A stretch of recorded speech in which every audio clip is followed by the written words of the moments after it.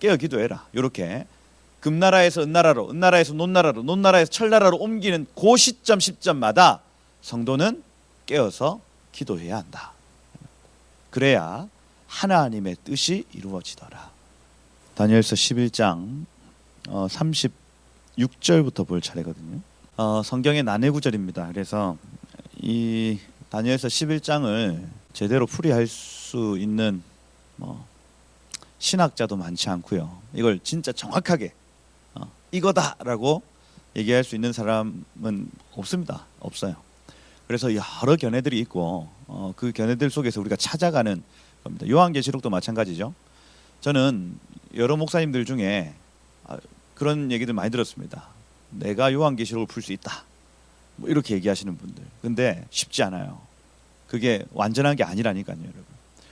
그래서 이런 난해 구절들은 여러 견해들을 살펴보는 것이 참 중요하다. 그리고 그 때에 따라 적용이 달라질 수 있습니다.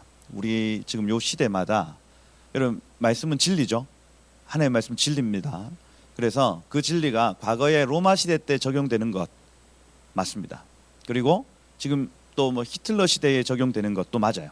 그죠? 그리고 지금 이 시대에 적용이 되어야 언제 어디에서 누구에게나 적용이 가능한 것을 우리는 두 글자로 진리라고 얘기를 하는 겁니다.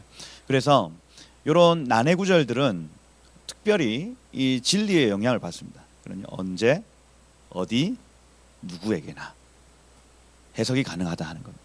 그래서 오늘 이 다니엘서 11장에 나타나는 이 적그리스도의 어떤 그 모습들을 요때만 적용할 것이 아니라 지금 요때 비슷한 우리 당대에 비슷한 인물이 있으면 그를 적그리스도의 영을 가진 자 이렇게 표현할 수 있는 거예요. 이해가 되시죠?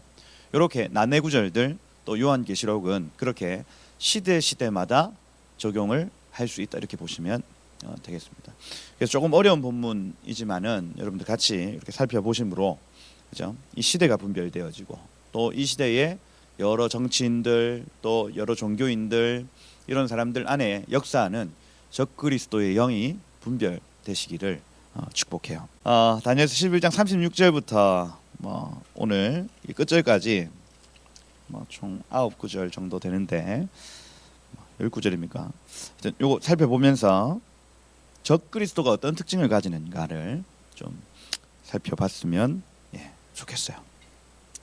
제가 다니엘서 볼 때에 연대기 굉장히 중요하다 말씀을 계속 드립니다. 연대기, 그죠? 그래서 연대기를 어떤 연대기냐 할 때에 제일 처음은 다니엘 출생, 그죠? 몇 년이었어요? 620년 BC입니다. 620년도에 태어나서 605년도에 잡혀왔댔죠. 이때가 중요한 시간이라고 했습니다. 15살 중요한 때. 왜? 아수르에서 바벨론으로 넘어오는 시기다. 그죠? 그래서 요 이전까지는 이스라엘을 내버려 두시고 이스라엘을 계속해서 율법 가운데 행하나 안 행하나를 계속 살펴보셨다가 요때 완전히 아수르 720년도에 북이스라엘 완전히 멸망하고 그리고 남유다를 아수르가 때리면 안 되거든요. 이 나라에 부르시면 딱 북이스라엘의 10지파를 흩는 부르심입니다. 열방 가운데. 그죠? 그래서 흩어가지고 여러분 유대인과 이방인이 하나 될 수 있는 유일한 근거는 이 북이스라엘 10지파가 흩어진 것입니다. 흩어져서 이 10지파가 이제 완전히 존재하지 않는 거예요. 온 이방인들과 다 섞여 있는 상태가 아수르를 통해서 만들어졌다. 이게 아수르의 부르심입니다. 요 시대가 끝나고 흩는 시대, 이스라엘을 흩는 시대가 끝나고 이제 바벨론을 통해서 유대인의 남은 자들을 모으는 시기거든요. 그래서 여러분 그 예레미야서에 보면 바벨론으로 끌려가는 자들을 선한 무화과라고 얘기를 하고 여전히 이 땅 가운데 이스라엘 땅 가운데 남아있는 자들을 악한 무화과라고 얘기를 하면서 남아있지 말고 이쪽으로 가라고 얘기를 합니다. 왜요? 그루터기 같이 그 보호받는 유대인들을 남겨놓은 그러니 여러분 유대인의 남은 자들과 이방인의 충만한 수가 하나님의 손에서 나중에 합쳐지는 그림이 한 세 사람 교회예요. 여기에서부터 그 그림이 그려진다고요. 바벨론의 끌려간 사람들은 유대인의 남은 자들의 후손. 그리고 여기 아수르에 의해서 흩어진 자들은 이방인의 충만한 수로 표현되어지는, 이걸요 유다의 막대기와 에브라임의 막대기 이렇게 표현합니다. 그 에스겔서에서 나타나는 그것이 두 개가 하나가 되어서 하나님의 성전이 되어지더라, 요 얘기하는 거거든요. 그죠? 그래서 아수르는 흩는 역할이다, 바벨론은 모으는 역할이다. 요건 모아놓는다 하는 거예요. 근데 여기에서 또 중요한 연대기가 갑자기 생각이 안 나네. 539년 6하고 계속 헷갈려요. 539년이 또 중요한 해인데, 메네메네 대결 우바르신 해가지고 바벨론이 끝나고 페르시아가 들어오는 시기입니다. 이게 이제 뭐 그 다리오 원년 538년은 고레스 원년 해서 돌아가는 시기죠. 요것만 딱 봐도 흩었다가 보존했다가 이 보존한 백성들을 페르시아 시대 때는 돌려보내는 시기입니다. 고레스 칙령에 의해서 1차 포로기한이 일어나는, 그죠? 유다 땅으로 돌아가는 일들이 나타난다 하는 겁니다. 그래서 다니엘이 요 때에 결심하고 기도했다, 요 때에 기도하고 결심했다, 그죠? 금식하고, 그죠? 이런 일들을 통해서 세계 패권 국가 내지는 각 국가의 부르심들이 옮겨지는 일들 나타나더라 하는 거예요. 그리고 오늘 여기 그 BC 167년 정도거든요. 헬라로 바뀐 시점은 요 앞입니다. 앞에 알렉산더를 통해서 헬라로 바뀌었는데, 그죠? 이런 얘기들이 그 다니엘서에 계속 나옵니다. 페르시아에서 헬라로 넘어가는 이야기들, 그죠? 헬라 여기에서 중요한 역할을 했던 그룹이 있습니다. 요 그룹은 다니엘 그룹 아니에요. 다니엘 그룹 아니라 죽었습니다. 다니엘은. 근데 누가 이 역할을 하냐면 모르드게와 에스더입니다. 요 비밀이 있어요. 페르시아에서 헬라로 넘어갈 때 이 전쟁이 계속되어지는데, 요 때에도 기도하고 금식하고 하나님의 구속사적 부르심을 계속해서 찾아갔던 그룹이 있어요. 다니엘은 죽었습니다. 이때 536년도 꽤 죽었어요. 그러면 이 사람들은 도대체 요 페르시아에서 헬라로 넘어가는 시기에 어떻게 왜 기도했을까 할 때에 이 영향이 분명히 있었을 겁니다. 다니엘이 요때 기도하고 요때 기도한 걸 보고 모르드게가 요런 중요한 시간 가운데 금식하며 기도하고 2차 3차 포로기한이 요때 나타나는, 그래서 헬라로 넘어가는 요 시기 가운데 하나님이 여전히 이 기도의 사람들을 일으키고 계시더라. 오늘 11장 본문에 보면 요 시기도 나타날 것인데, 헬라에서 로마거든요. 안티오코스 에피파네스가 죽는 결정적인 이유는 그 로마의 군대가 여기 표현되는 기띔의 배들이 이렇게 표현. 로마의 군대가 더 이상 안티오코스 4세를 가지 못하도록 막 겁박을 하는 일 때문에 더 이상 그의 나라가 진척하지 못하고 이렇게 줄어드는 일들이 나타납니다. 그래 요 당시에는 로마가 그 완전한 나라를 이루지 않았지만은 강력한 군대를 가지고 이 헬라를 계속해서 찝적대는 어떤 상황 가운데 적 그리스도가 나타나는 거죠. 요 때에 지혜 있는 자들은 뭐 하라고요? 기도하고 금식하라고요. 그죠? 내가 요 때 기도했던 것처럼, 오는 모든 세대들이 패권 국가가 바뀔 때에 기도하고 금식하면 하나님의 뜻, 하나님의 계획, 하나님의 경륜이 이루어진다 하는 겁니다. 제가 이걸 계속 오늘날에 빗대어 말씀을 드리는 겁니다. 지금 오늘날에 요 이후에 뭐 여러 일들이 또 나타납니다. 패권 국가가 계속 바뀌어요. 로마 시대의 이 동과 서로 분리되는 그 시점, 그죠? 요 시점 가운데 교회의 영적 상태와 그리고 세상의 영적 상태, 이런 것들을 봐야 되는 겁니다. 그다음 뭐 종교 개혁이 일어날 그 시점, 그죠? 로마의 영향력에서 이제는 다시 옛것으로 돌아갑시다 하고 초기 종교 개혁자들은 성경으로 돌아가자고 얘기를 했습니다. 솔라 스크립투라, 그래서 성경으로 돌아가자 했는데 이게 르네상스로 바뀌면서 다시 그리스 헬라로 돌아가자라는 이름으로 바뀝니다. 그러니 초기의 종교개혁자들의 방향성하고 이 후기 르네상스 학자들의 방향성하고 이게 완전히 틀어지는 거예요. 그러면서 인본주의, 종교개혁 때문에 인본주의가 나온 건 아닌데 이게 영향이 있었다는 겁니다. 더 이상 저 교황권 내지는 어떤 이 말씀 안에 있는 것들에 대한 토론을 이제 멈추고, 그죠? 이제 이 땅이 무엇인지 그리고 우리는 무엇인지 좀 알아가자. 인본주의적 성향들이 나타나는 겁니다. 그러면서 이런 패권들이 바뀌어요. 교황권에서 황제권으로 바뀌는, 뭐 이게 뭐 아비뇽 유수 뭐 이런 표현들 계속 되거든요. 그래서 교황이 가지고 있는 권력이 황제에게로 위임되는 시간들, 그 열국이 만들어지고, 그죠? 그러면서 뭐 유럽의 여러 나라들이 그 권력을 가지고 어떤 민족주의적 내지는 뭡니까? 뭐 세계 패권 국가 스페인이 되겠다, 네덜란드가 되겠다 이러면서 막 식민지 점령을 하는 시간들, 그죠? 이런 시간들 안에 하나님께서 하셨던 여러 일들이 있었다고요. 숨겨진. 그냥 우리가 세계사를 공부를 해보면 그냥 그래 저 식민지주의 뭐 이런 것들을 통해서 민족주의 운동이 일어났구나. 그 뒤에 역사했던 하나님의 일들이 있다는 겁니다. 그러니 오늘 지금 이 시간 여러분, 그래서 미국이 쭉 미소 냉전 해가지고 막 싸우던 시기에서 소련이 멸망하고 미국이 딱 다스리던 시기가 있었죠. 얼마 전까지 이랬습니다. 그런데 지금 딱 다시 바뀌고 있죠. 중국이 딱 숨어 있다가 갑자기 일어나가지고 이제 나는 이제 미국과 같이 G2 하면서 꽝 지금 들이받고 있는 상황입니다. 여기에서 지금 막 김정은, 문재인 왔다 갔다 하고 있는, 시진핑 주석이 뇌출혈 지금 맞았다고 속보가 뭐 모르겠습니다만은 그죠?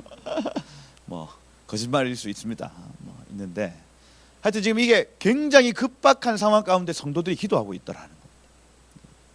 미국에도 전체주의와 자유주의가 붙고 있습니다.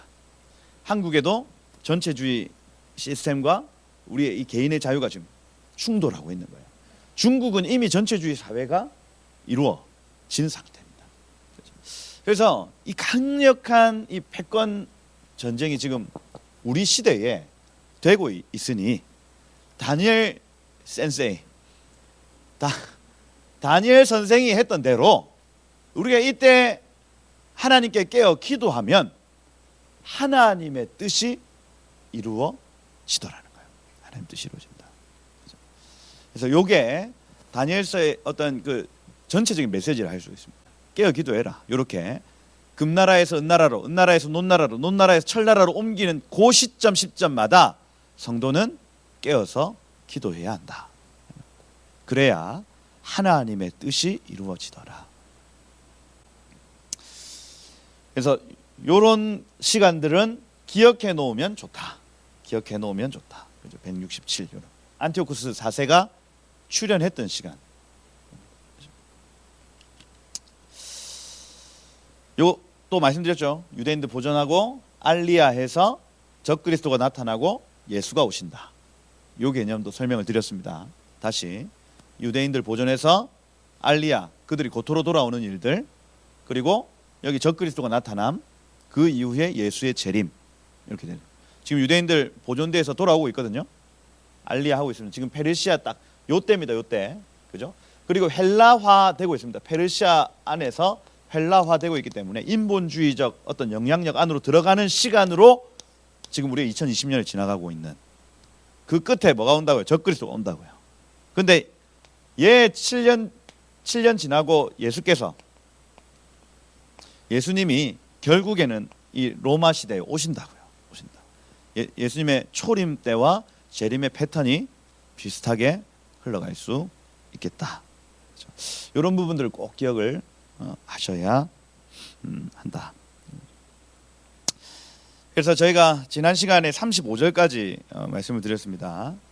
남방왕 프톨레미라고 얘기를 하는 이집트 근방에 있는 나라와 여기 위에 북방왕이라고 표현하는 셀류커스, 지금의 시리아입니다. 시리아, 안디옥 시리아, 우리 그 사도행전에 나타나는 그 안디옥이라는 그 도시를 수도로 해서 그 전체 북쪽 지역을 다스리는 나라, 그죠? 알렉산드리아와 람세스를 중심으로 그 남방을 거의 다 다스리는 나라, 이 두 나라가 계속해서 충돌하더라 하는 거예요. 충돌하는데 남방이 워낙 강력해요. 여러분 예전부터 그 이집트는 별명이 검은 땅입니다. 검은 땅. 그런 땅을 뚝 파보면 시커매요.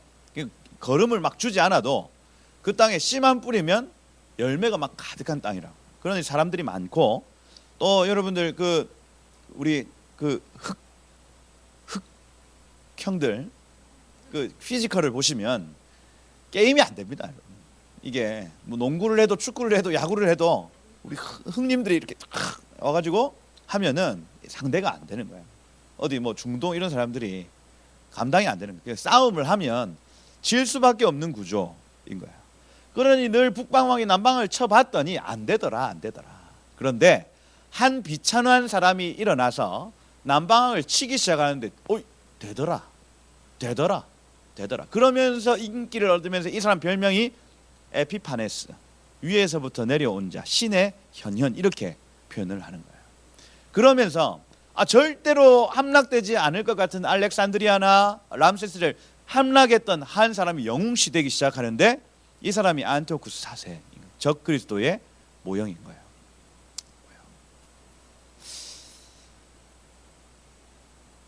그리고 그 사람이 왔다 갔다 하면서 중간에 있는, 여러분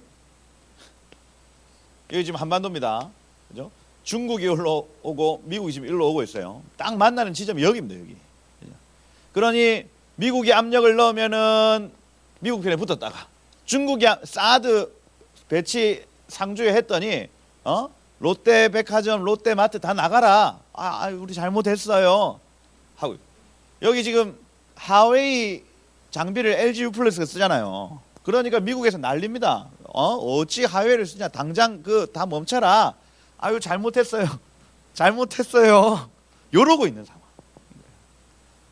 지금 김정은도 마찬가지입니다. 김정은이 북한 정권도 중국에 붙어가지고 좀 잘 좀 봐주세요 하고 있다가 미국에 붙어가 또 잘 좀 하고, 똑같은 상황인 거예요. 똑같은 상황.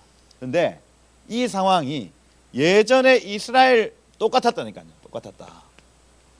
여기가 딱 북방왕이 쳐들어오는 지점, 남방왕이 올라오는 지점이라는 겁니다. 딱 예루살렘 내지는 하르 무기또 들어보셨죠? 무기또, 그죠? 그래서 아마겟돈 전쟁이 여기에서 일어나는데, 여기가 모든 중동의 전쟁의 격전지, 중심지입니다. 중심지. 아프리카에서 아시아로 넘어갈 때, 유럽에서 아프리카로 넘어올 때 무조건 이 무기또 산을 넘을 수밖에 없어요. 평지가 어마어마합니다. 여러분 가보시면 알겠죠. 예루살렘에 이제 앞으로 못 가죠. 제가 그러니까 2년 전부터 계속 갔다 오라고 계속 말씀을 드렸었습니다. 앞으로 못 갈 날이 온다. 그죠? 여기 가보면 평지가 굉장히 커서 군대와 군대가 딱 부딪히는 지점입니다. 여기가. 그러니 한반도의 지금의 영적 상황과 과거에 북방왕과 남방왕이 싸울 때의 이스라엘 영적 상황이 지금 똑같아요. 똑같습니다. 북방왕에게 붙었던 이스라엘 사람들, 남방왕에 붙었던 이스라엘 사람들, 이게 딱 반으로 갈라져 가지고 서로 막 쥐어뜯고 싸우고, 딱 지금 모습하고 똑같다고요. 아니 일본에서 좀 그러지. 일본에서 좌우 대립이 막 심각해가지고 여기를 좀 싸우지. 근데 얘네는 철저하게 미국 편으로 붙었습니다. 그러니 딱 정확하게 한반도, 우리 부산을 중심으로 딱 갈라진 거예요. 이게 왔다 갔다 왔다 갔다 하고 있습니다. 중요한 시간. 그래서 이 안티오쿠스 4세가 요 왔다 갔다 하면서 기분 나빠질 때마다 여기를 때리는 거예요. 여기를, 이스라엘 백성들을. 이게 적 그리스도의 모습이라는 겁니다. 앞으로 마찬가지. 미중 패권 전쟁, 그래서 뭐 미국 대통령이 적 그리스도자, 중국 대통령이 적 그리스도, 이런 얘기가 아닙니다. 이런 사태들이 막 있을 때에 적 그리스도의 영을 가진 자들은 언약 백성들을 핍박한다는 거예요. 이건 정치적 상황입니다. 그죠? 이건 복원적 상황이에요. 그런데 적그리스도의 영을 가진 자들은 이런 상황, 정치적 상황 내지는 어떤 복원적 상황 가운데 교회를 핍박합니다. 이게 적그리스도의 영이 하는 짓이에요. 안 그래도 되거든요. 절은 다 한다면서요. 지금 되면 안 한다 해놓고 구청에서 절은 안 한답니다. 그냥 교회만 체크를 계속 하고 있는 거예요. 이 무슨 성당에 안 간대요, 여러분. 그러니 그렇게 생각을 안 하려고 해도 이런 정치적인 상황 가운데 언약 백성들의 예배하지 못하게 하고 기도하지 못하게 만드는 거예요. 이게 적그리스도의 영을 가진 존재들이 하고 있는 일들입니다. 가만히 뉴스만 봐도 똑같습니다. 미국은요, 팬데믹 상황이 와도 예배하라고 권면합니다. 예배는 사람이 가질 수 있는, 예배권은 사람이 가질 수 있는 권리 중에 가장 첫 번째 권리를, 하나님을 노래하고 하나님의 말씀을 듣고 예배하는 이 권리는요, 사람이 가질 수 있는 그 생명권보다 오히려 위에 있는 권리, 하나님을 만날 수 있는 권리.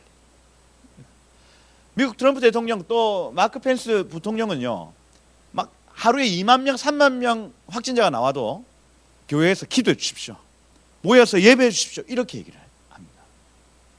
그리스도의 영입니까? 적그리스도의 영입니까? 그리스도의 영이죠. 그리스도의 영. 중국은요, 팬데믹이 오지 않은 상황 가운데서도 십자가 있는 건물을 다 때려 부숩니다. 예배하지 못하도록 하는 거예요. 그리스도의 영입니까? 적그리스도의 영입니까? 적그리스도의 영입니다. 제가 지금 굉장히 심플하게 말씀을 드리고 있는 거예요. 지금 이 땅에서 역사하는 적그리스도의 영이 도대체 무슨 짓을 하는가? 헷갈리시면 안 됩니다. 여러분, 부산시장이 지금 적그리스도의 영의 체제 안에 있는가, 그리스도의 영의 영향 안에 있는가를 볼 수 있어야 돼요. 볼 수 있어야 돼요. 지금 교회가, 내 옆에 있는 이웃 교회가 적그리스도의 영에 의해서 복종되고 있는지, 아니면 그리스도의 영에 의해서 영향을 받고 있는지를 봐야 된다니까요.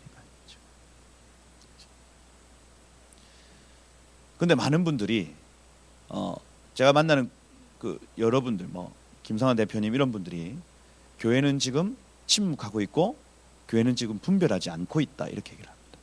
이 두 가지 때문에 한국 교회가 지금 굉장한 어려움을 겪고 있다고 얘기를 해요. 침묵하고 분별하지 않는다. 그분이 예화를 들면서 이런 얘기를 했어요. 김일성 그 초기 당시에 북한에서 선거일을 정하는데 주일 오전 11시로 정한 겁니다. 주일 오전 11시. 그러면 주일 오전 11시는요, 성도들이 예배하는 시간이에요. 그러면 성도들이 결정을 해야 되는 겁니다. 내가 가서 선거를 할지 아니면 내 투표권을 버리고 예배를 할지 결정을 하도록 만드는 겁니다. 여기에서 분별하는 교회 내지는 깨어있는 교회들은 이거 막 들고 일어났답니다. 이거 어떻게 이럴 수 있냐, 어떻게 주일에 선거를 치를 수 있냐, 날짜를 바꾸라, 막 고함을 지르는데 그때 대다수의 80%의 교회들이 침묵했습니다. 침묵했어요. 뭐 한 번인데 뭐 이렇게 했다. 뭐 한 번인데 뭐 했던 그 선거를 통해서 북한 정권이 공산 정권으로 딱 넘어가요. 야, 참. 지금 딱 똑같은 상황이랍니다. 뭐 전염병 때문인데 뭐 한 번인데 뭐 하는데 이게 지금 넘어가고 있는 상황. 이래 잡소리가 많으면 안 되는데.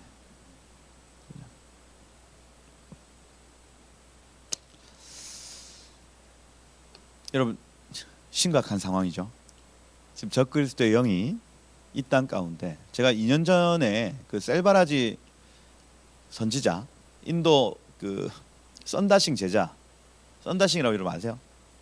그 인도의 성자라고 썬다싱이라는 굉장히 유명한 목사님 있었습니다. 썬다싱이라는 그분의 제자들이 여러 명 있는데 그 제자 중에 하나가 셀바라지라는 목사님이십니다. 목사님인지 모르겠는데 하여튼 목사님입니다. 그분이 오셔가지고 이제 한국을 위해서 막 기도하다가 용이 저기 그 한반도의 서쪽에서부터 머리를 딱 치고 들어와서 한반도 밑에까지 쭉 이렇게 쑥 들어오는 장면을 2018년도인가 봤다 이렇게 얘기를 하셨어요. 그때는 뭐 우리 잘 몰랐죠. 용인가 보다. 또 그럼 영적 전쟁을 해야 되는가 보다 했는데 그 이후로 이 땅 가운데 이제 돌아가는 북에서 북서쪽 그러니까 저기 파주, 강화도 이쪽 지역에서 구멍이 딱 뚫어지더니 용이 쑥 들어왔다는 겁니다. 뭡니까? 북쪽에서 역사했던 적 그리스도의 영이 한반도에 지금 남한에 영향을 끼치기 시작한다는 거예요. 2018년도부터 2020년도, 2021년도 지금 뚜껑을 열어 딱 봤더니 그 영의 역사가 뭐 활개를 치는데 막을 자가 없어요. 막을 자가. 교회는 다 침묵하고 무관심합니다. 그 사이에 어마어마한 적 그리스도의 영의 역사가 이 땅 가운데 풀려서 지금 사람들은 분별을 할 수도 없어요. 지금 상황. 완전히 그냥 그러기 상태입니다. 한국 교회 아무것도 뭐 이렇게 저항할 수도 없는 상황. 다 다른 거예요.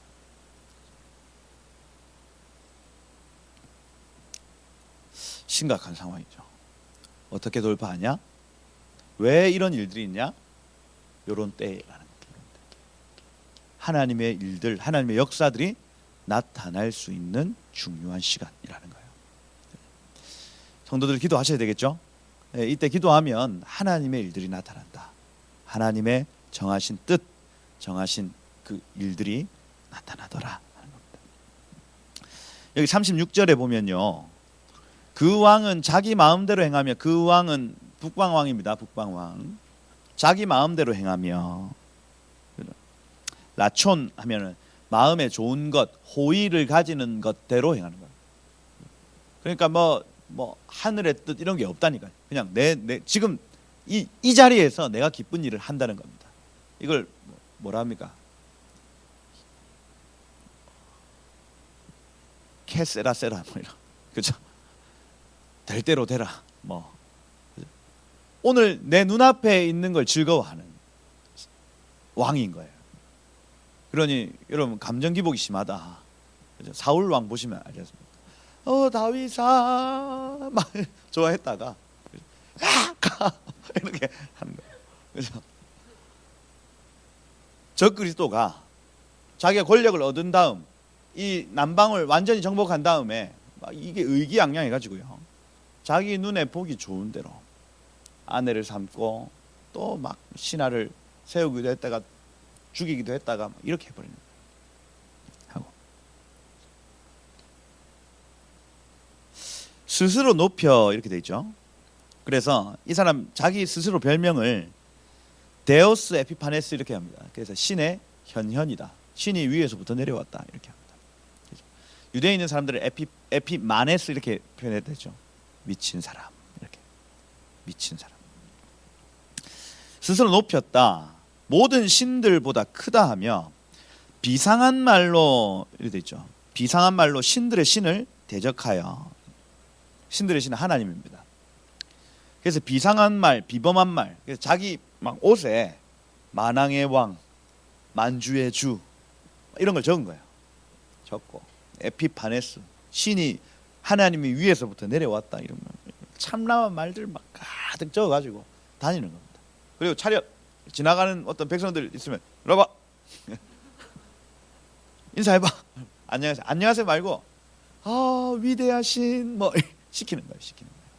스스로 높아져가지고 대적하며 형통하기를. 근데 이렇게 하는데 벌을 안 받는 겁니다. 언제까지요? 이 7년 동안 3년 6개월 이후에 3년 6개월 동안 완전히 참나한 말을 하고 막 자기 제우스 신상을 세우고 막 우상 숭배를 시키는데 형통한 거예요. 형통. 여러분 하나님의 뜻을 변개하려고 하는 자들이 형통할 때에 형통할 수 있습니다. 그거 여러분 인정하셔야 됩니다. 와 하나님 어떻게 저렇게 악한 사람을 지금도 내버려 두고 계십니까? 하나님이 정한 시간이 있다. 정한 시간. 그거가 똑같죠. 그 돼지우리에 돼지 키우는 거와 똑같습니다. 계속해서 먹이는 거예요. 그러면 돼지가 밥을 왜 계속 주지 우리 주인님이? 나 너무 형통하다. 너무 형통하다. 막 먹어요. 먹는데 그 정한 날이 있죠. 초복, 중복, 말복. 정한 날이 있습니다. 그때 딱 잡히는 거예요. 그 악인의 끝이 그와 같다고요. 그러니 부러워할 필요 있다 없다? 없다. 억울해할 필요 있다 없다? 없다. 악인의 형통함은 그러니까 나중에 끝날을 위함이다. 끝날을 위함. 형통하기를 분노하심이 그칠 때까지 하리니 이렇게 돼 있죠. 그래서 하나님의 분노가 그칠 때까지 분노가 쌓입니다. 하나님 그 바로 열받아서 하나님 감정 기복이 막 심하지 않으세요? 그래서 여러분 하나님 닮으시기를 축복합니다. 막 온갖 욕을 해도 하나님 가만히 참으십니다. 참으시고 쌓이고 쌓이고 쌓이다가 이게 여호와의 날이 있다고 표현합니다. 그죠? 쌓았다가 한 방에 때려버려. 요겁니다. 여러분들 이렇게 평소 때는 하나님 닮아가지고 자 그냥 다 넘기는 거예요. 그래 내가 너를 용서하마 이렇게 하다가 그죠? 도저히 말을 안 듣는다. 한 번 내가 용서했다. 다음부터 그러면 안 돼. 두 번 용서했다. 세 번째는 3아웃이야. 계속 했다가 세 번째 딱 되는 순간 매를 드는 거죠. 매를 들고 만약에 그게 남편이다. 그게 아내다. 그러면 여보 잠시 얘기 좀 해요. 이렇게 해가지고 여호와의 날이죠. 저는 제 아내가 그렇게 얘기하는 게 제일 무섭습니다. 여보 잠시 얘기 좀 해요. 하고 떨죠. 제 잘못을 한 3-4번 반복하면 나타나는 현상이죠. 여러분들 그렇게 하시라고요. 하나님 그렇게 하신다 하는 겁니다. 이 에피파네스가요, 안디옥 4세가요 계속해서 참나온 말을 하고 막 온갖 나쁜 짓을 하는데 가만 내버려 두시는 거예요. 그리고 하나님 분노의 계기가 찼습니다. 그때가 반드시 이를 것이다. 반드시 이를 것이다.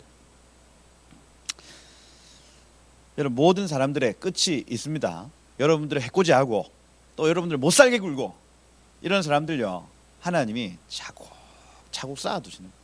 차곡차곡. 그러면 나중에 끝날이 와요. 이게 어떻게 나 어떻게 차곡차곡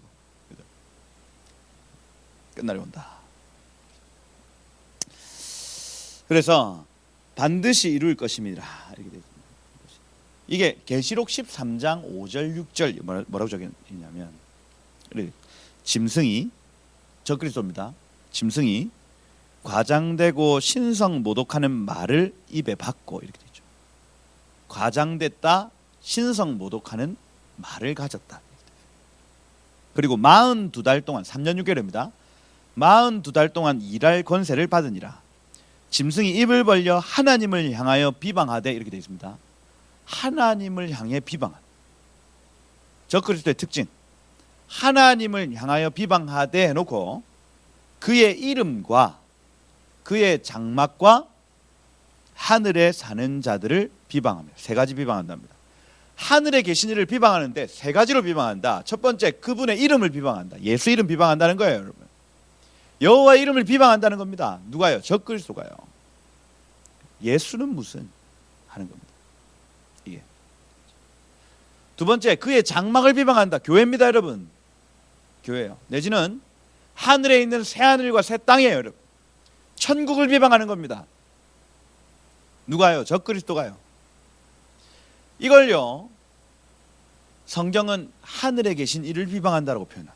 그분의 이름을 비방할 때, 천국과 그의 교회를 비방할 때, 그리고 마지막으로 하늘을 사는 자들을 비방할 때 이렇게 되어 있습니다. 하늘을 사는 자, 우리죠. 여러분 땅에 지금 발붙이고 살지만 우린 하늘을 사는 자입니다. 그죠? 그러니 우리가 하늘을 추구하며 사는데 적그리스도는 이걸 비방한다는 거예요. 하나님을 직접적으로 비방하지 않습니다. 여호와 당신이 뭔데 이렇게 하지 않아요. 그분의 이름을 비방한다거나 예수 이름 비방한다거나 그분의 교회와 그분의 나라를 비방한다거나 그리고 그분의 백성을 비방하는 것입니다. 이게 적그리스도의 특징이에요.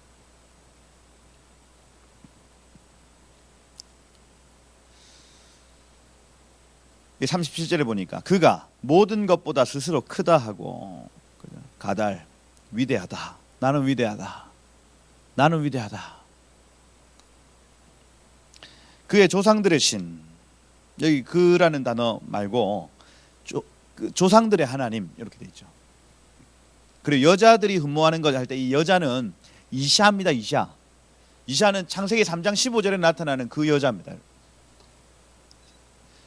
그래서 이 다니엘서 7장 이후로부터 히브리어로 기록됐다고 말씀을 드렸죠. 이건 언약 백성들의 이야기입니다.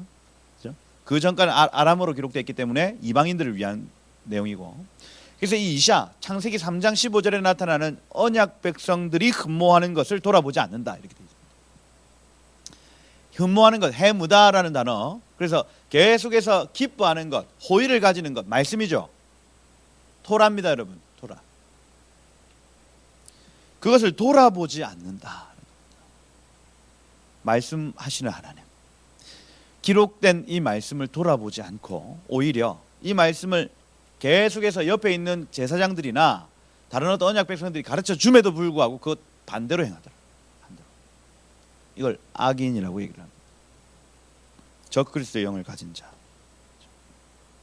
돌아보지 않고 그 대신에 강한 신을 공경할 것이요 할 때 이 강한 신은 제우스입니다. 제우스.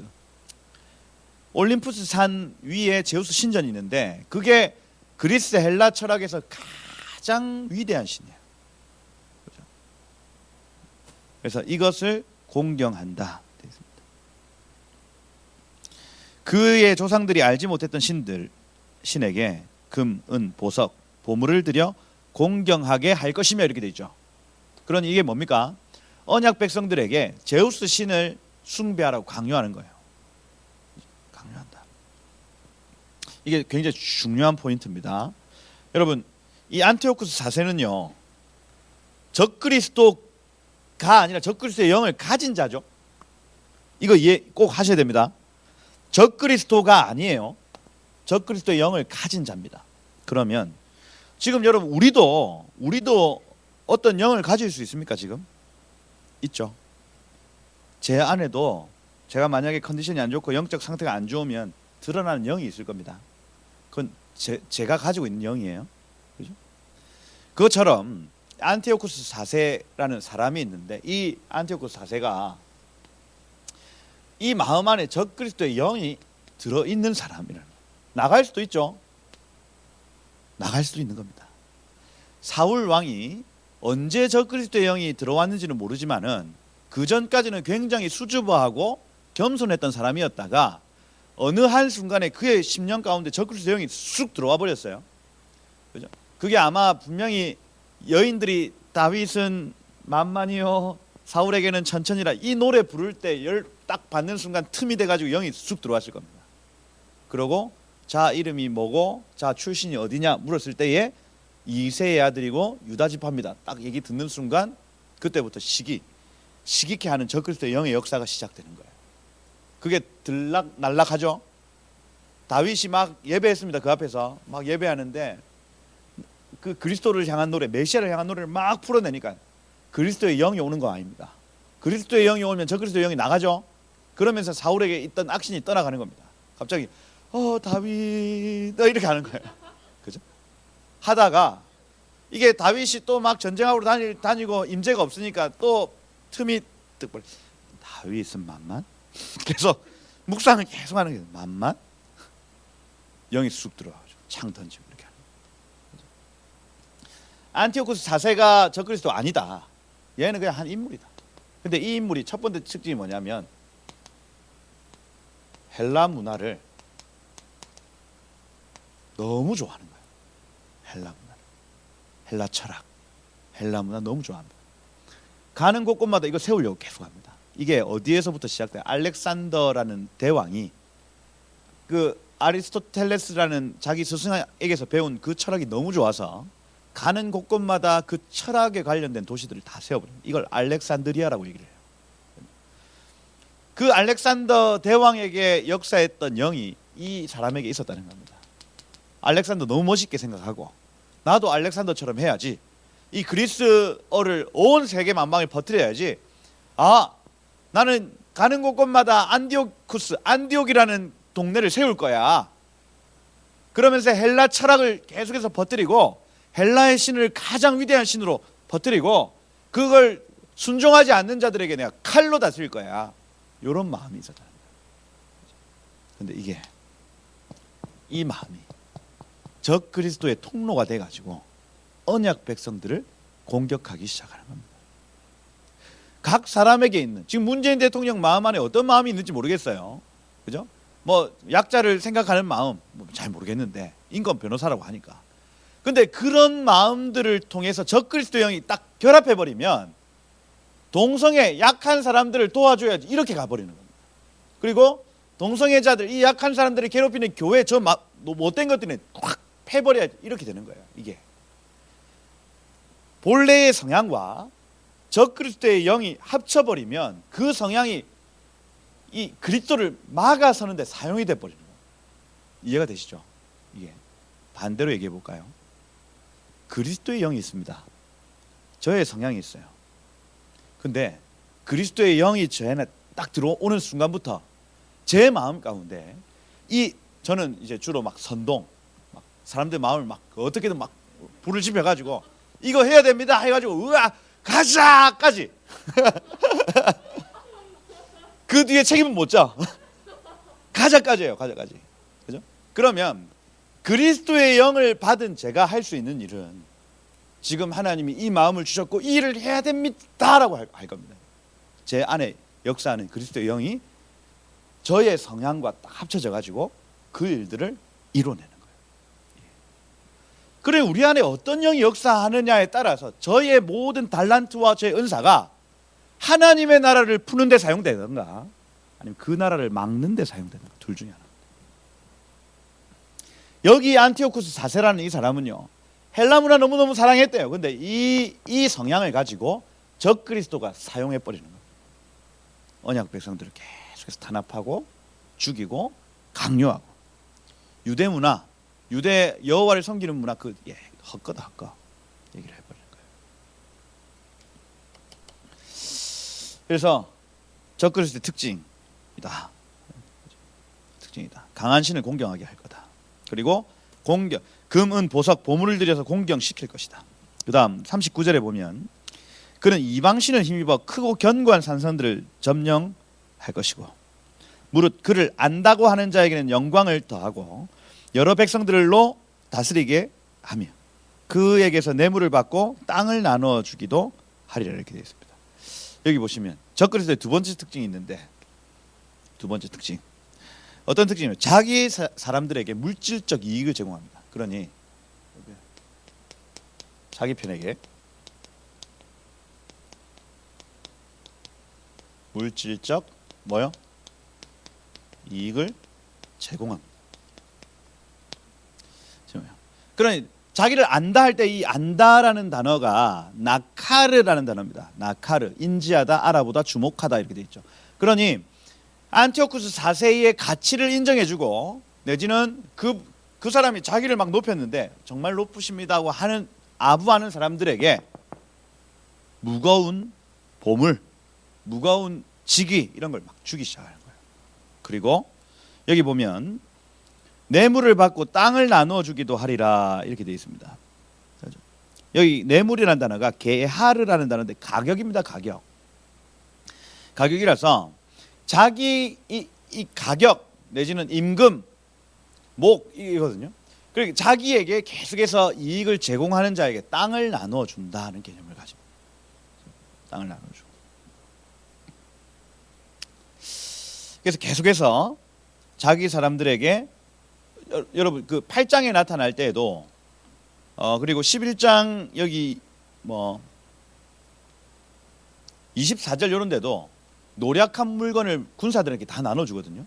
이렇게 하면서 사람 마음들을 계속해서 가집니다.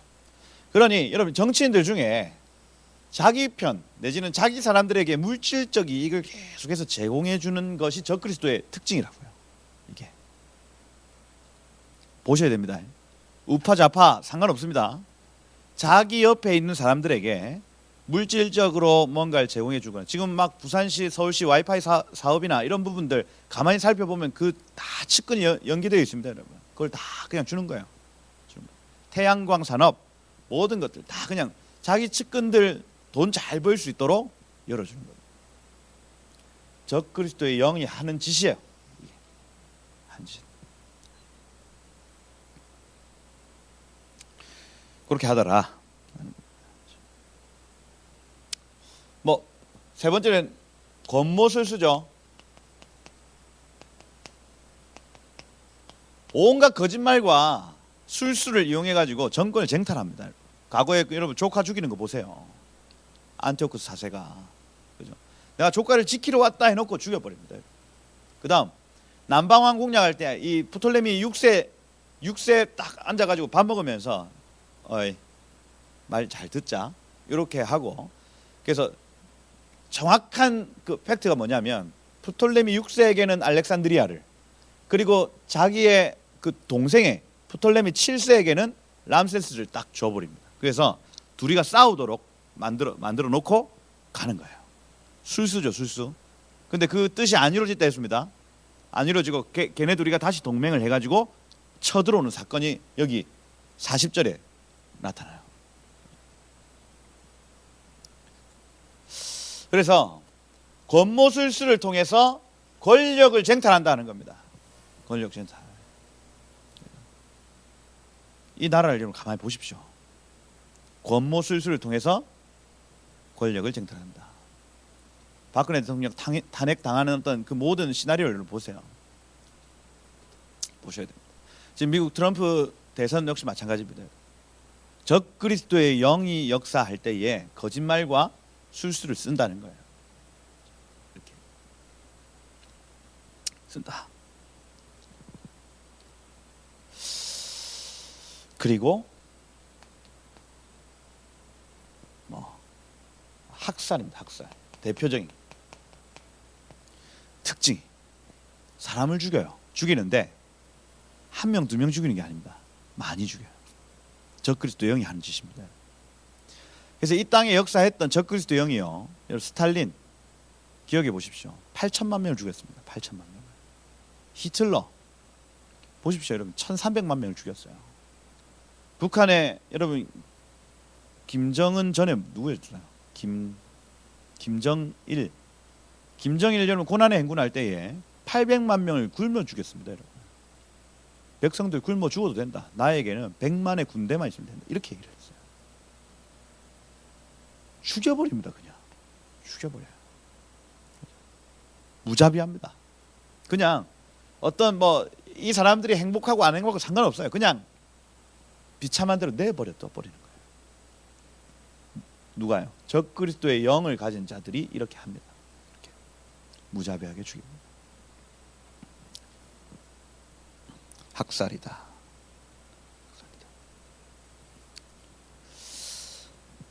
몇 가지 특징이 더 있습니다. 더 있는데 지금 다니엘서 11장에 나타나는 특징들 꼭 기억을 하셔야 됩니다. 이걸 꼭 기억을 하셔야 오늘날의 그 적그리스도 영이 역사하는 영역을 분별할 수 있습니다. 분별할 수 있어요. 그리고 40절에 마지막 때에 이렇게 되어 있죠. 베에트 캐치 이렇게 되어 있습니다. 이거 진짜 마지막 때일 수 있고요. 왜 갑자기 이 단어가 들어왔는지 모르겠지만은 이게 진짜 마지막 때입니다. 말세에. 그래서 여기에 나타나는 남방왕과 북방왕을 헷갈려합니다. 그러니까 학자들이 오늘날이냐 아니면 요 당시냐 이렇게 헷갈려해요. 두 가지 다 해석 저는 가능하다 봅니다. 그죠? 근데 오늘날의 남방왕 북방왕 누구냐 할 때 모르겠는 거예요. 이게 해석은 가능하지만 누구냐 할 때 모른다. 그러니 과거에 요 안티오쿠스 4세다라고 보고 풀어보겠습니다. 그죠? 그렇게 남방왕이 프톨레미 6세입니다. 그와 힘을 겨룰 것이나 북방왕이 병거 마병 많은 배로 회오리 바람처럼 그에게로 마주와서 그 여러 나라에 침공하여 물이 넘침같이 할 것이다. 이렇게 되죠. 그래서 6세 7세가 힘을 합치고 그 다음에 로마의 군대가 있는 줄 딱 믿고 침공을 먼저 한 거예요. 보세요.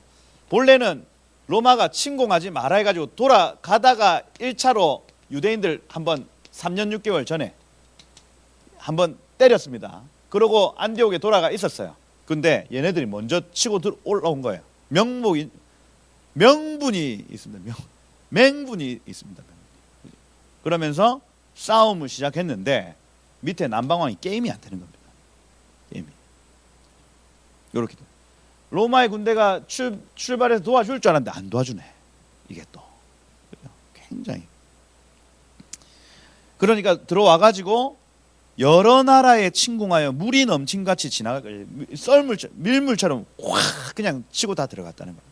들어갔는데 영화로운 땅에 들어갈 것이요 팔레스타인 지역입니다.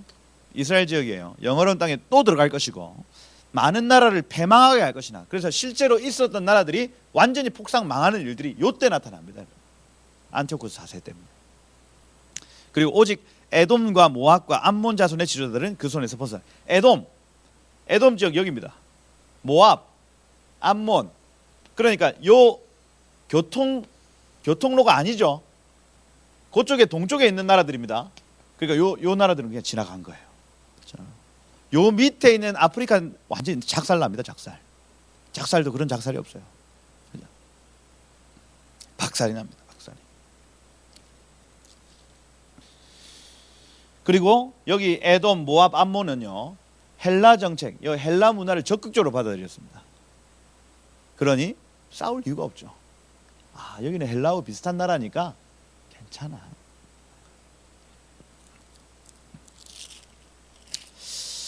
그가 여러 나라들에 그의 손을 펴리니 애굽 땅도 면하지 못할 것이다.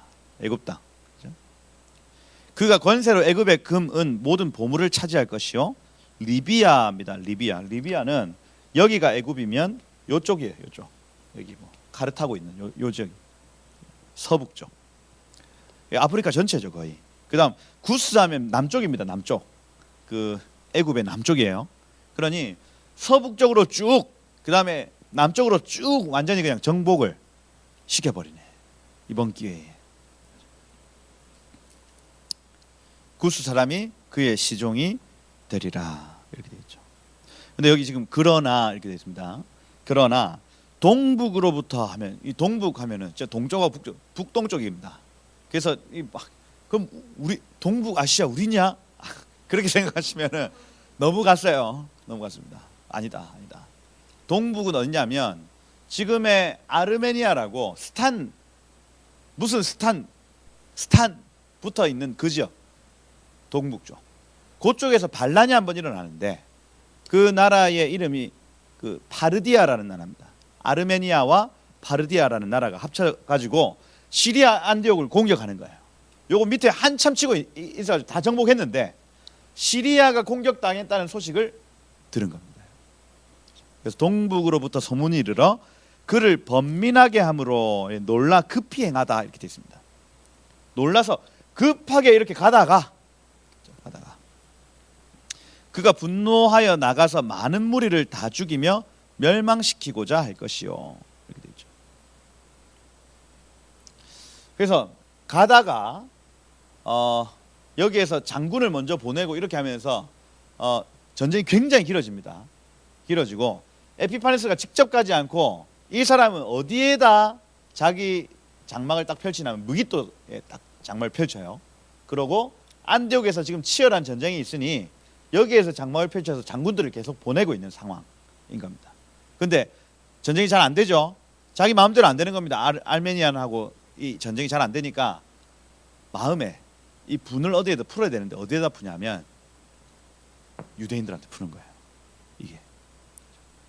그러니 여러분 나중에 세계 3차 대전이 일어났다. 근데 전쟁 양상이 좀 이렇게 막 오래 왔다 갔다 한다. 그렇게 하다가 이 사람들이 언약 백성을 향해서 분풀이를 할 수 있다니까요. 이게 양상이 그렇습니다. 양상. 유대인들을 향해서 유대인들 저것들 때문이야 해가지고 때린다거나 내지는 이것들 교회 때문이야 때린다거나 둘 중에 하나입니다. 전쟁 중에 그 전쟁이 전 세계적인 전쟁이 아니에요. 아마 여기 팔레스타인을 중심으로 한 전쟁일 겁니다. 이란, 이라크, 터키, 이집트, 시리아 이렇게 여기서 붙는 전쟁 중에 전쟁 양상이 별로 이렇게 더딜 때, 그죠? 누가 이긴다 하는 부분이 더딜 때에 언약 백성들을 핍박하는 구조가 나타날 수 있다.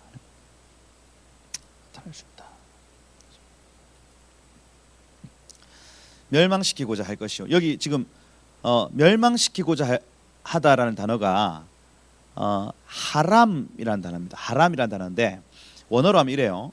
철저한 파괴를 위한 금지 이렇게 되어 있습니다. 철저한 파괴를 위한 금지, 사전적 뜻이 그래요. 그건 뭐냐면 파괴시키기 위해 금지했다 하는 겁니다.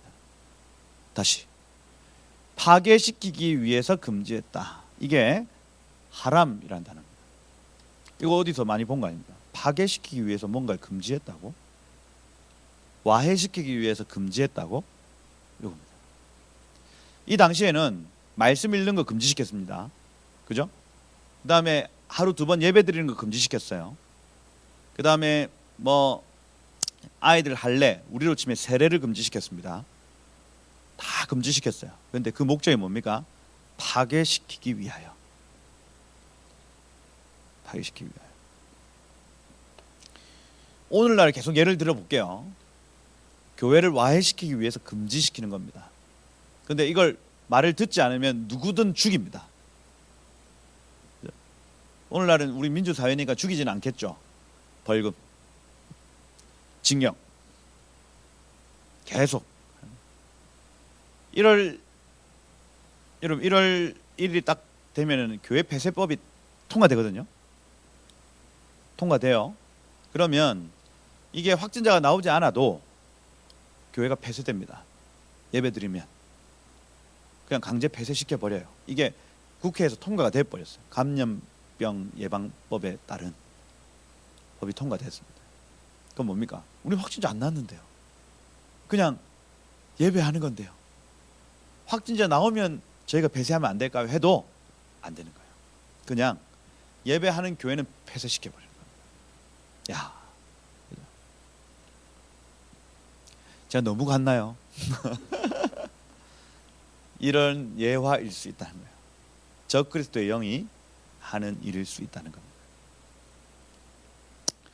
45절에 보면 그가 장막궁전을 바다와 영화롭고 거룩한 산 사이에 세울 것이다. 무기또입니다. 여기가 무기또. 여기 바다와 영화로운 산이에요. 와, 이거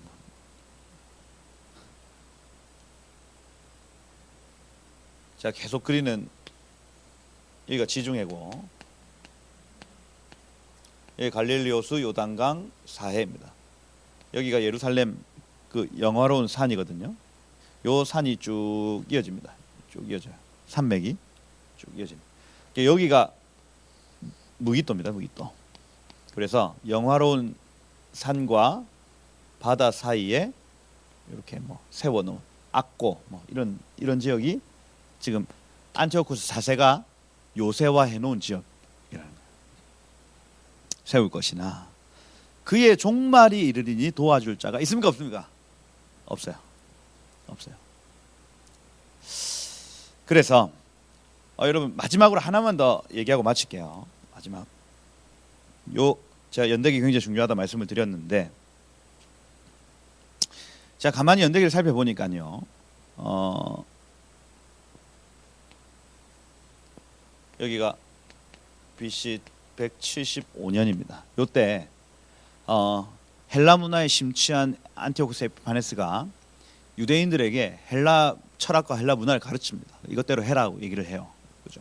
잘 합니까? 안 합니까? 안 하죠. 안 하죠. 말씀이 있는데 자기들한테 뭐 그 헬라 철학 뭐라고 해버립니다. 그죠? 해버리니까 돌아오는 길에 옛날부터 열받아 있었는데 171년도에 1차로 침공을 하는 겁니다. 그러니까 남방에 쳐들어갔다가 로마가 가지 마라 해가지고 돌아오는 시점에 1차로 돌아오는 시간에 딱 그 예루살렘 성전 들어가려고 했습니다. 막았죠. 때려버립니다. 그죠? 때려가지고 네가 대제사장님 다야? 뺨 때리고 막 이렇게 해버린 거예요. 그죠? 그러면서 뭐 약한 금지령들을 내렸습니다. 그때. 그리고 내가 너희 예배하기는 해줄게. 이런 식으로 언약을 맺습니다. 이때부터 3년 6개월이 지나가는 겁니다. 거룩한 언약입니다. 그래서 화평의 조약을 맺습니다. 이스라엘 백성들과 안티오쿠스 4세가 화평의 조약을 맺고, 그죠? 그로부터 167년입니다. 167년에 2차 침공하는데 요때 다시 돌아오면서 8만 명을 학살합니다. 학살. 돌아오는 시간 가운데 너무너무 열받아가지고 학살을 하고 그 다음에 토라 금지시키고 그 다음에 막 돼지 피를 뿌리고 이런 일들이 요때 나타나요. 정확하게 3년 6개월. 3년 6개월. 그러니 요걸 전반기 대환란이라고 얘기를 하고 요때에는 괜찮습니다. 뭐 예배도 드릴 수 있고, 그죠? 괜찮은 시간 3.5년이 지나가는 거예요. 지나가는. 근데 그 이후로부터 학살이 시작된 다음부터 3년 6개월 동안 어마어마한 핍박이 있습니다. 그리고 164년 12월 14일 이때가 언제냐면 그 마카비라는 사람이 안티오쿠스 4세의 군대를 이 이스라엘 땅에서 완전히 쫓아낸 시점이라 할 수가 있어요. 그죠? 그러니 이때부터 이때까지 3년 6개월 이렇게 되는 겁니다. 정확하게 갈립니다. 그러니 여러분 이 적그리스도가 앞으로 나타날 때도 7년의 환란이 있을 거다 이렇게 얘기를 하거든요. 그 7년의 전반기 환란, 후반기 환란입니다. 전반기는 좀 약해요. 복음 전할 수 있습니다. 예배할 수 있어요. 그런데 점점 쪼아오는 시간인 겁니다. 3년 6개월. 그런데 후반기 이때 학살, 대규모 학살이 이루어진 다음부터는 아무것도 못합니다. 들어가는 거예요. 그런데 요 때가 딱 지나면 하나님이 역사하셔서 역정케 하시는 일들이 나타난다는 거예요. 그리고 이 해에 결국 이 해의 한 주 후에 안티오쿠스 4세는요 우울증으로 죽습니다. 죽어요. 어떻게 죽었다고 얘기도 없습니다. 그냥 여기 뭐라고 적어놨냐면 제가 그 마카비서라고 있거든요. 그 마카베오 상, 마카베오 하 이게 이제 공동번역 성경에는 있어요. 그런데 우리 성경에는 없습니다.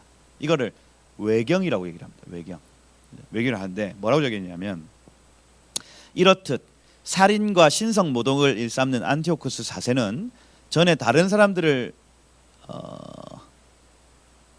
괴롭힌 대가로 극도의 고통을 당하면서 이국의 산골짜기에서 비참한 생을 마감하였다 이렇게 되어 있습니다. 이게 끝이에요. 이국의 산골짜기 여기입니다. 여기 무기또 산 어디 골짜기에서 그냥 비참하게 벌벌벌벌 떨다가 그것도 막 군대에게 쫓긴 것도 아니에요. 우울증입니다. 우울증. 벌벌벌 떨다가 죽은 겁니다. 죽었어요. 그래서 여러분 우리가 이런 어떤 그 이런 연대만 봐도 그 적그리스도의 영의 활동 시기 가운데 결국 우리는 그 마카비처럼 하면 돼요. 마카비처럼. 그게 이제 12장에 나타나거든요. 이 다니엘서 12장에 나타나는 것만 하면 됩니다. 요때에 많은 사람들을 옳은 대로 돌아오게 한다거나, 그죠? 그렇게 하면 하나님이 일하시고 하나님이 이 시간들을 지나가게 하실 것이다. 그죠? 그래서 오늘 좀 이 적그리스도인 안티오쿠스 4세 그 안에 적그리스도 영의 특징 이런 부분들 좀 말씀을 드렸다. 꼭 기억하시고 오늘 요 시대들을 여러분 분별하시고 세워 나가시면은 되겠다 싶습니다. 예. 막 질문도 받고 이렇게 해야 되는데 그죠? 그래서 뭐 질문은 뭐 어디 동영상 그 밑에 댓글 달아주시면은 그 제가 성심성의껏 찾아서 질문에 대한 답을 드리고 그렇게 하도록 하겠습니다. 할렐루야. 예, 안 무섭죠? 저는 읽으면 읽을수록 마지막 때 별로 겁나지 않습니다. 이게 하나님 뜻 안에 있구나. 아까 우리 처음에 고백했던 대로 하나님 우리의 목자 되시고 하나님의 그 손 안에 모든 일들이 다 있구나 하고 계속해서 믿음이 들어오는 것 같습니다. 여러분들 그 믿음 가지시고 두려워하지 마시고, 그죠? 우리 또 함께, 그죠? 이 모든 여정들을 감당하는 우리가 되었으면 합니다. 함께 기도하겠습니다.